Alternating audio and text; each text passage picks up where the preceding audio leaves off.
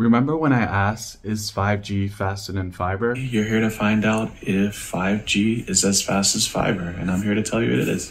Well, I'm here to back up that claim. My name is Keston, and I'm here to spill the tea. 6 months ago, I switched from a 4G LTE router to a 5G SIM card router, and I'm never looking back. This thing is fast. Don't believe me? See for yourself.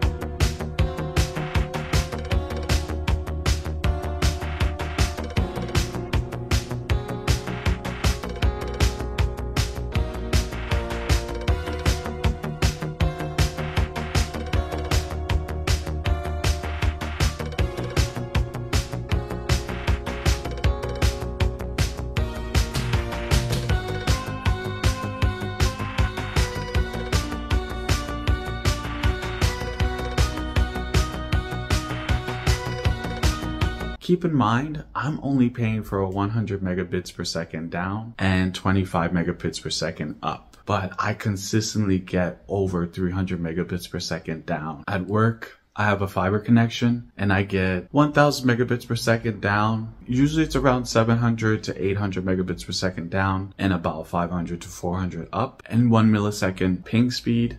But with this device, I get consistently over 300 megabits per second down, and I get anywhere from 38 milliseconds ping to 58 milliseconds ping. So it's comparable. It's just as fast, and I love this thing.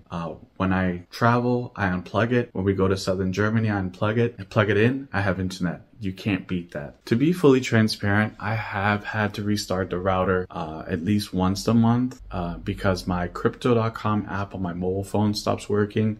I disconnect from the Wi-Fi. It starts working. I connect to the Wi-Fi and it stops working again. So there's something wrong, and usually a restart fixes it, but I just wanted to be transparent that I do have to restart the router at least once per month. So far I've had it for 6 months, but my MacBook Pro, my Mac Mini, they're solid on it. I don't have any issues with that. It's only with my mobile phone app. Now that it's been updated to the most current firmware, it hasn't had any issues. I haven't had to restart it.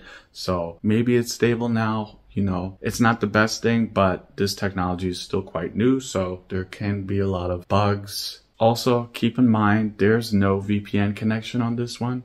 I know it sucks. Yeah, it's expensive, and not having a VPN connection kind of sucks. It's nice to be able to remote onto your network and get connectivity to see the devices on your network. But I have a workaround. I have software that I use. But just keep in mind there's no VPN on this device, this TP-Link device. So the good news is that the price has come down considerably.